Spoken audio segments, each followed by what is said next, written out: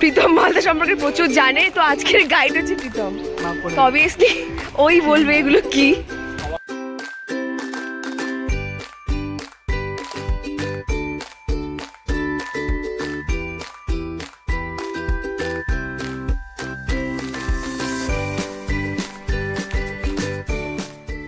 Hello সবাইকে, কেমন আছেন সবাই? আশা করি সবাই খুব ভালো আছেন। আজকে আমি সকাল সকাল সাজুগুজু করে চললাম মালদার উদ্দেশ্যে। আর আজকে আমার সঙ্গী সাথীরা হলো কিন্তু আমার কলিগসরা। উঠলো বাড়িতে কটক যাই, তাই হঠাৎ করে কিন্তু আমরা সবাই মিলে প্ল্যান করে ফেললাম মালদা যাবো বলে। তাই একদম সকাল সকাল প্রায় 7টার সময় কিন্তু আমরা গাড়ি স্টার্ট করে দিলাম বালুরঘাট থেকে টুয়ার্ডস মালদা। আকাশের কিন্তু অবস্থা দেখে প্রথমে মনে হচ্ছিল যে এটা সকালের জন্য এরকম হয়তো মেঘলা হয়ে আছে, কিন্তু পরে বুঝলাম না, এটা সকালের জন্য নয়, এটা কিন্তু সত্যি সত্যি মেঘ। যাই হোক, বৃষ্টি হলে হবে, না হলে না হবে, কিন্তু আমাদের আজকে মালদা যেতেই হবে। আর এই আমরা মানে হলাম একটা হাইব্রিড সিটি না, তুমি আসছো একমাত্র।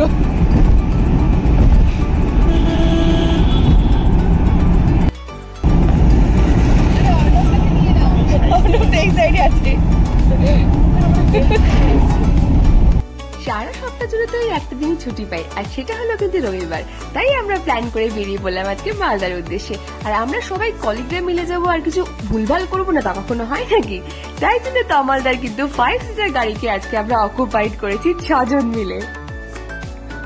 একই রোববার, তাও আবার সকালবেলা, তাই জন্য কিন্তু রাস্তাঘাট এখন বেশ ফাঁকা, আর দুদিকে রয়েছে কিন্তু একদম সবুজ গাছপালা। আর এরই মাঝে কিন্তু ভয় শুধু একটাই, ঠাকুর আজকে বৃষ্টি যেন না নামে। কিন্তু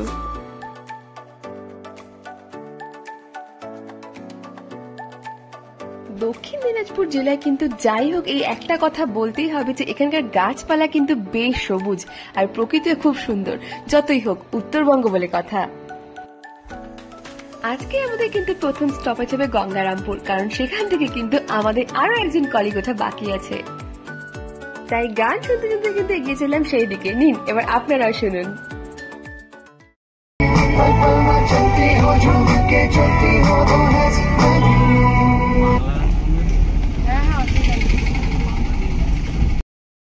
নাও হাই ওটা তো সকাল সকাল বেরোবে, তারপরে উঠবে। কোনটা?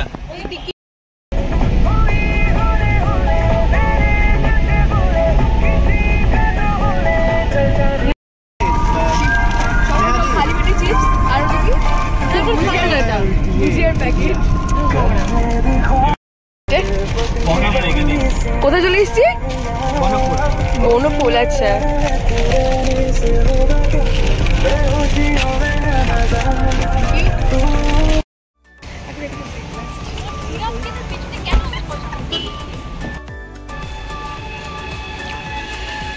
বনফুল ধাবা, এখানে আমরা এখন ব্রেকফাস্ট করব। সবাই নামেনি এখনো।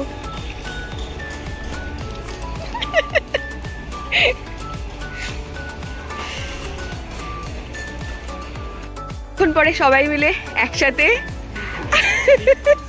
গঙ্গারামপুর থেকে ইনি, বাকি সবাই আমরা বালুরঘাট থেকে।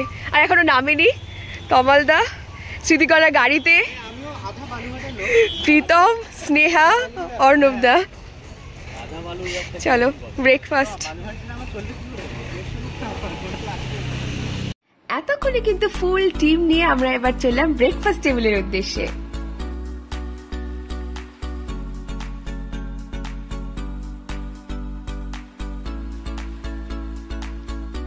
ব্রেকফাস্টে ছিল গরম গরম আলু পরোটা আর চানার তরকারি, বাট ইটস লুক লাইক নান, আর সাথে ছিল গরম গরম চা।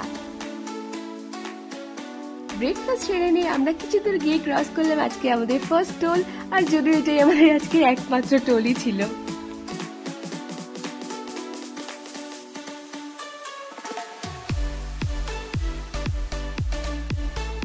আকাশের মুখ কিন্তু যথেষ্ট গোমরা এই বৃষ্টি নামলো বলে, তাতেও কিন্তু আমাদের কোনো যায় আসে না। আমাদের গাড়িতে কিন্তু ফুল সাউন্ডে গান চলছে।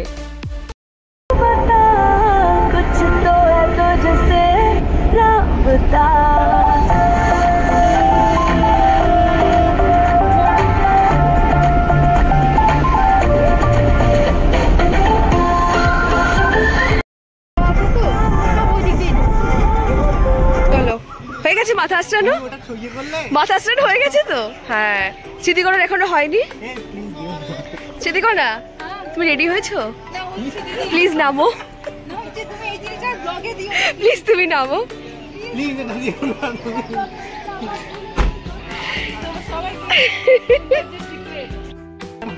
প্রীতম মালদা সম্পর্কে প্রচুর জানে, তো আজকের গাইড হচ্ছে প্রীতম। তো অবভিয়াসলি ওই বলবে এগুলো কি।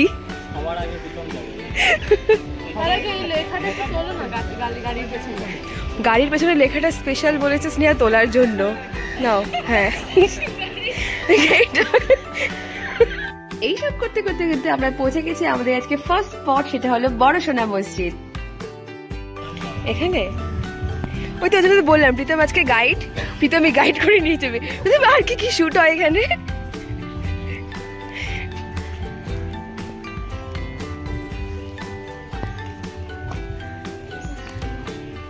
মন্দির? এমনি কি বলে, মন্দির বলে তো।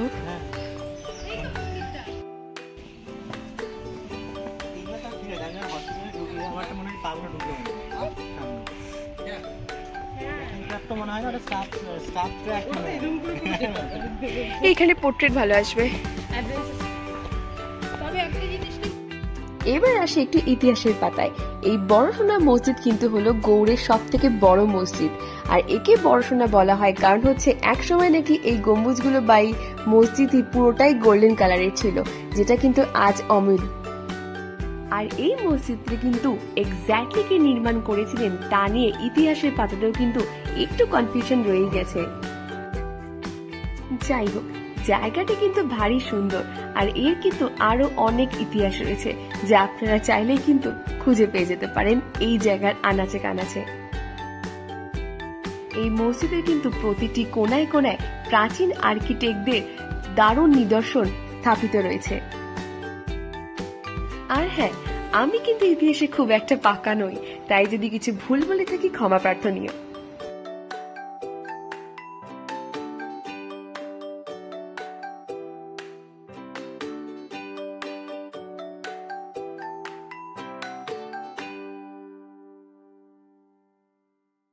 ইতিহাস লুকিয়ে থাকুক না কেন, আমরা কিন্তু আমাদের বর্তমানের খুশি নিয়ে মত্ত। তাই এই ইতিহাসের অলিতে গলিতে ঘুরে ঘুরে কিন্তু আমরা আমাদের বর্তমানে খুশিগুলোকে মুঠোফোনে বন্দি করে রাখছি।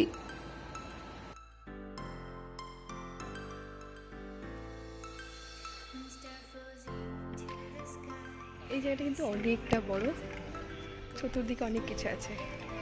এই যেমন এই পাশটা রয়েছে হচ্ছে এইটা।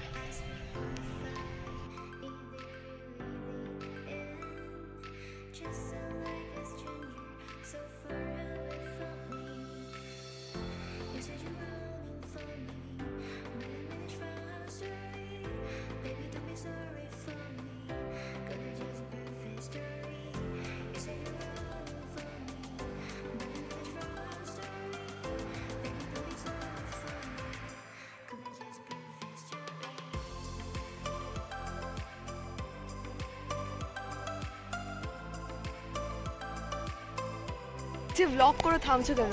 এতক্ষণ ধরে ফটোশুট নিল, একাই একজন অনবদার মডেল হয়ে আছে, ওকে সুযোগই দিচ্ছে না।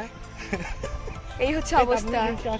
তোমার দোকানে বসে আছি, তোমার দোকানে বসে সেট হয়ে গেছে।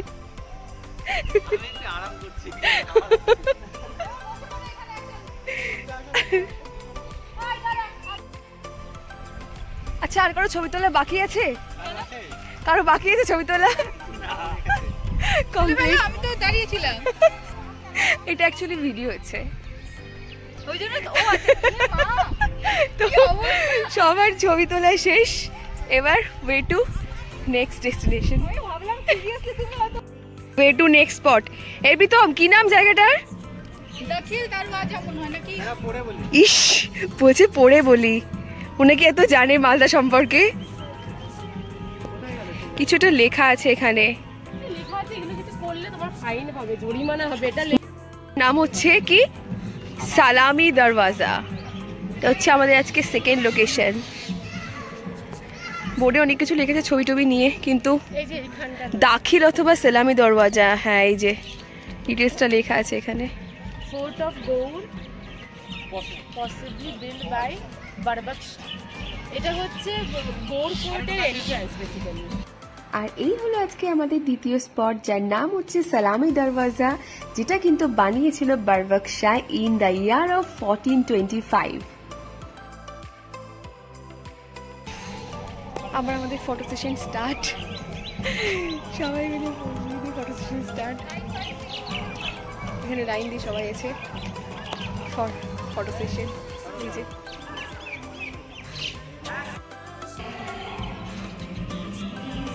এই পাশে কিন্তু ভেতরে বেসিক্যালি এইগুলোই আছে, দরজা।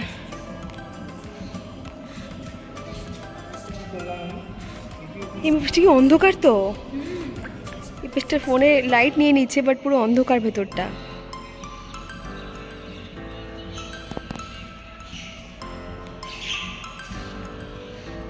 সবকটাই দরজা আছে এখানে।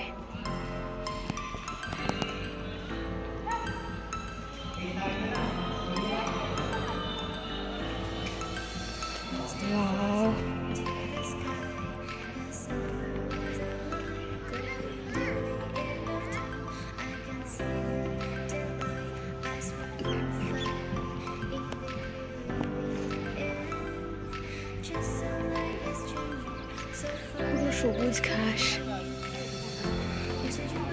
বাহ।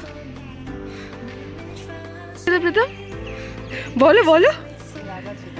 আচ্ছা হ্যাঁ, তারপর হ্যাঁ কোথায় কি কিসে করে যেতেন?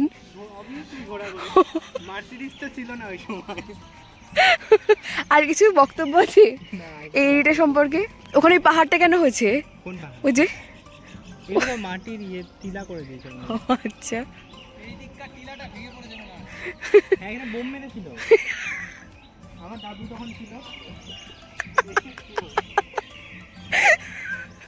মারাত্মক হিস্ট্রি।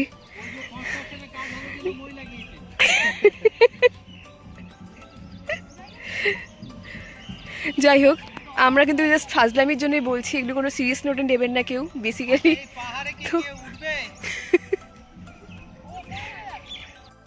স্মৃতিকণা ওই যে হিল টপে উঠেছে, ও এখন ওঠার সময় তো দৌড়ে দৌড়ে চলে, এখন নামার সময় আটকে আটকে নামছে।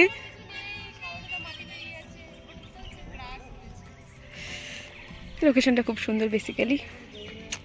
এই যে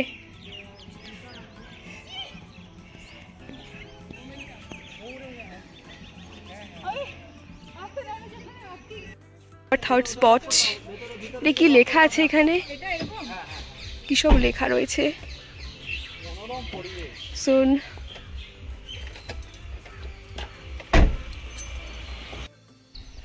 this is the entry gate of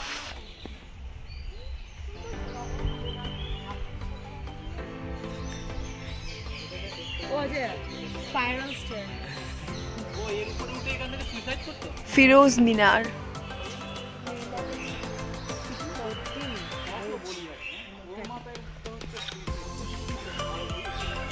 Firoz মিনার, ফিরোজ মিনারের আশেপাশে কিন্তু রয়েছে প্রচুর বড় বড় গাছ, আর সেই গাছে কিন্তু রয়েছে প্রচুর পরিমাণ টিয়া পাখি আর শালিক পাখি, আর সাথে রয়েছে এক রাশ সবুজ। এখানে প্রতিটা স্থাপত্যেরই কিন্তু রয়েছে নিজস্ব আলাদা ইতিহাস, আর সেগুলো কিন্তু লেখা রয়েছে স্থাপত্যের বাইরে বোর্ডের মধ্যে।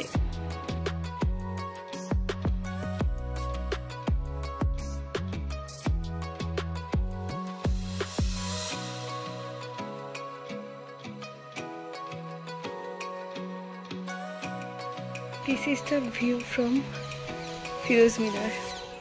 টপ নয় অবভিয়াসলি, সিঁড়ি থেকে ওঠার পর ওপরটা এরকম দেখায়।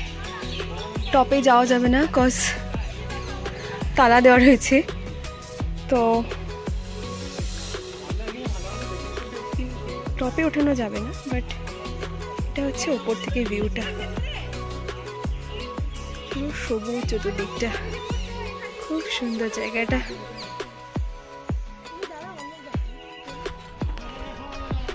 This is the fourth place.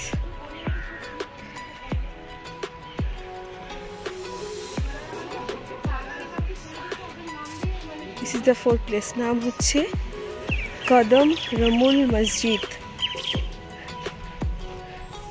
একটা কথা, এখানে পার্কিং এর একদম ইলিগাল ব্যবসা চলছে। বিনা স্লিপে বলছে পার্কিং এ টাকা দিতে হবে। তো অবশ্যই জানি না আমরা কি করবো, দেখা যাক। তবে বিনা স্লিপে পার্কিং এ টাকা দেওয়া কখনোই ঠিক জিনিস নয়, এটা অলওয়েজই আমি বলবো।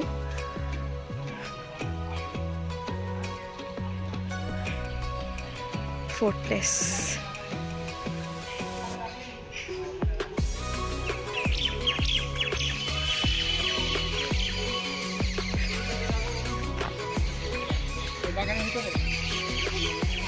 ফতেহ খায়ের সমাধি ডিটেলস লেখা রয়েছে এখানে। প্রচন্ড গরম লাগছে, গরমে চুল বাঁধা হয়ে গেছে। ফোর্টলেস ফতেহ খায়ের সমাধি। স্মৃতিকানা হাই, স্নেহা হাই। আচ্ছা ঠিক আছে, রয় যাবে। ইতিহাসের কিন্তু কখনো কোনো শেষ নেই, নতুন পাতায় নতুন রূপে বারবার সে ফিরে আসে। তাই এখানে কিন্তু প্রতিটা স্পটের আমি ডিটেলসে কোনো ইতিহাস বলছি না, সেটা আপনারা বইতেই পেয়ে যাবেন। আমি জাস্ট কিন্তু এখানকার দর্শনীয় জায়গাগুলো দেখাচ্ছি, সাথে দেখাচ্ছি কিন্তু বেশ কিছু প্রাচীন সুন্দর আর্কিটেক্ট। আর আপনি কিন্তু ইতিহাস প্রেমী হন বা নাই হন, এখানে কিন্তু আসতেই হবে, কারণ জায়গাটি কিন্তু খুবই সুন্দর।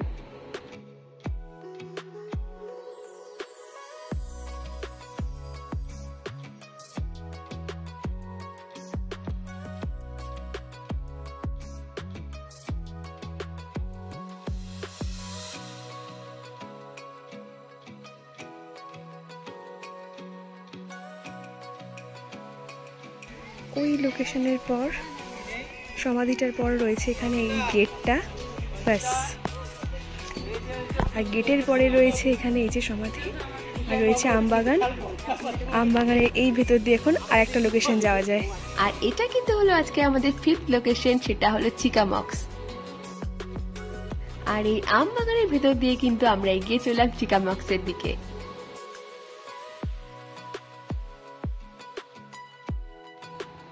এখানে কিন্তু ঢুকেই দেখলাম বোর্ডে লেখা আছে যে টিকিট ছাড়া ভিডিও ক্যামেরায় ছবি তোলা নিষেধ, নট ফোন ক্যামেরা।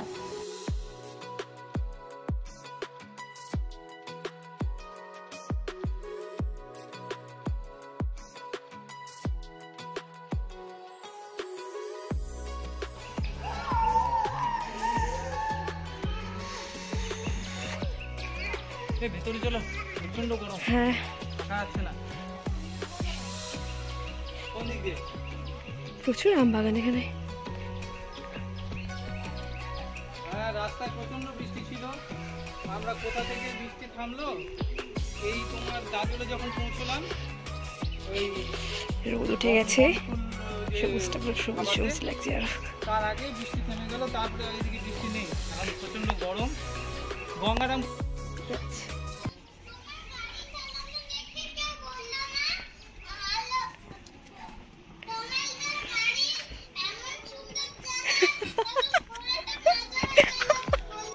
এর আগে কিন্তু যে বাচ্চার ভয়েসটা পেলেন সেটা হচ্ছে তামালদার ছেলের ভয়েস, যে কিন্তু তার বাবা গাড়ি চালানোর প্রশংসা ভিডিও কলের মাধ্যমে করছে, যেটা শুনে কিন্তু আমাদের দারুণ লাগলো।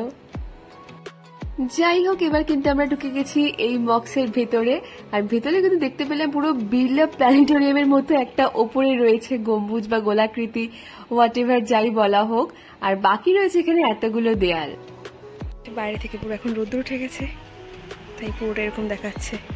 চিকামক্স, দিস ইজ দ্য চিকামক্স। এই পাশে অনেক কিছু রয়েছে, আর এই পাশেও রয়েছে কিছু একটা। সবাই গেল তো দেখতে যাচ্ছি কি আছে।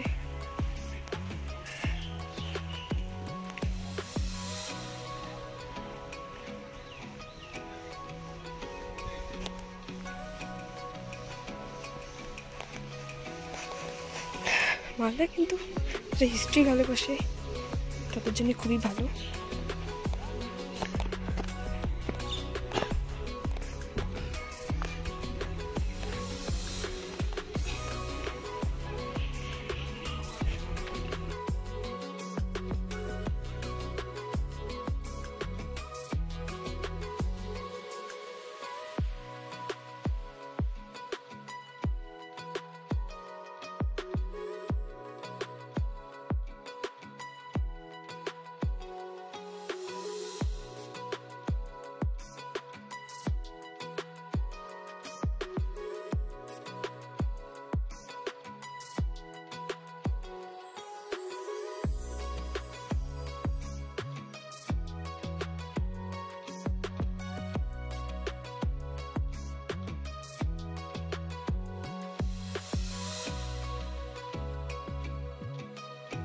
সেটা ছিল, গাড়ি থেকে দেখে নিয়েছি আর নামিনি আমরা। এটা হচ্ছে 7th প্লেস। ঠিক আছে, তাহলে এইটুকু তুলে আমাকে স্টপ করতে হবে।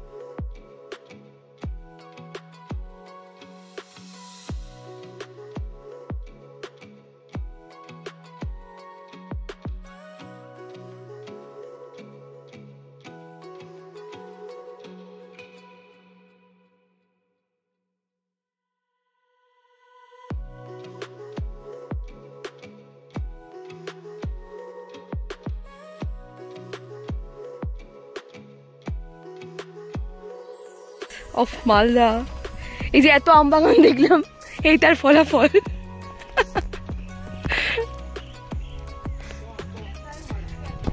বাইশ কেজি বল।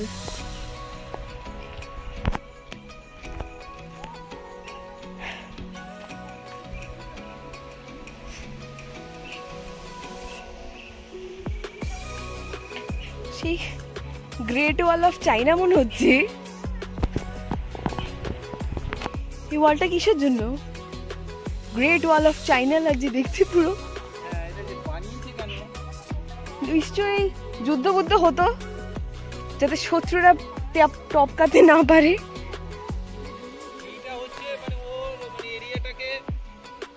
দেয়ালও দাঁড়িয়ে আছে, আমাদের তো এখন 10 দিনের দেয়ালও দাঁড়িয়ে থাকে না, নতুন ব্রিজ ভেঙে যায়। এটা এত বছর আগেকার দেয়াল, বছর কোথায়, যুগ যুগ আগেকার হয়ে যাচ্ছে, তাও কত দাঁড়িয়েছে স্টেবল। আম বাগানের ভিতর দিয়ে যাচ্ছি, ওয়ালের পাশ।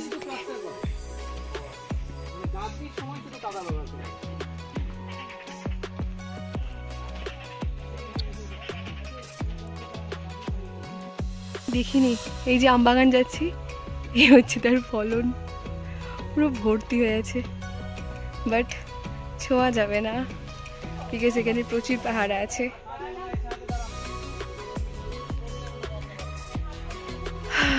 প্রচুর আম, প্রচুর। এই জন্যই হয়তো বলে যে মালদার আম বিখ্যাত।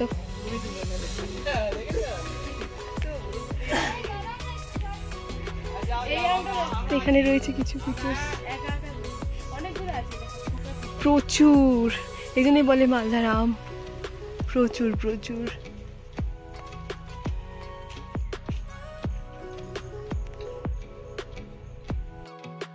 অপোজিট সাইড, ওয়ালটা কত উঁচু।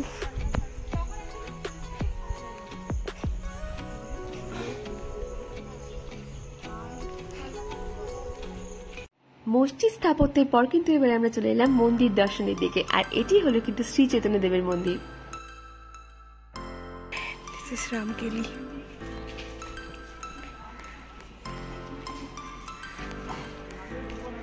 এই যে মদন মোহন জিউ টেম্পল।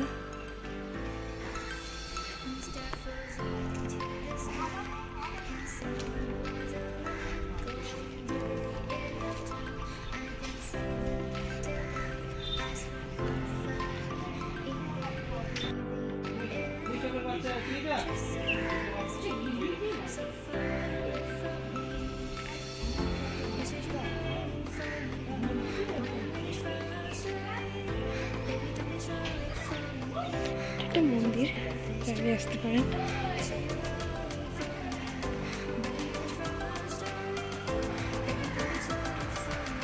এটা কি প্রীতম, এটা কি, এটা সেই কি বললে তখন?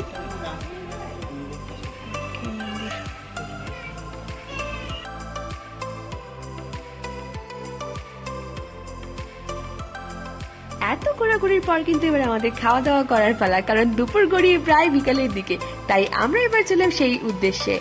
আর এবার কিন্তু খাওয়া দাওয়া গন্তব্য হবে পরদেশি ধাবায়। এখানে লাঞ্চ ব্রেক, এক পরদেশি ধাবা। গাড়ি পার করে নিয়ে কিন্তু আমরা চললাম এবার পারদেশি ধাবার ভেতরের দিকে।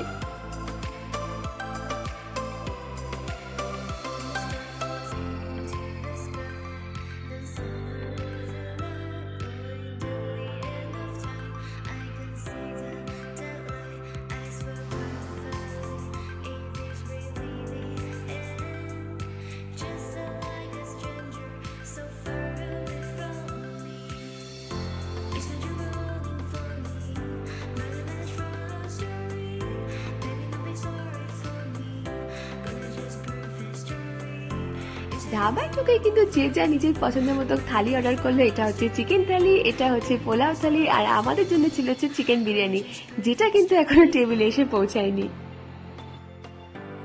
তারপর বেশ কিছুক্ষণ ওয়েট করার পর কিন্তু চলে এসছে আমাদের বিরিয়ানি, আর এই দিয়ে কিন্তু আমরা দুপুরে লাঞ্চটা সারলাম। খাওয়া দাওয়া শেষে কিন্তু সবার এবার বাড়ি ফেরার পালা। আজকে কিন্তু সারাটা দিন দারুণ কাটলো। স্পেশাল থ্যাঙ্কস টু তমালদা, যে না থাকলে হয়তো আমাদের এই ট্রিপটা হতোই না।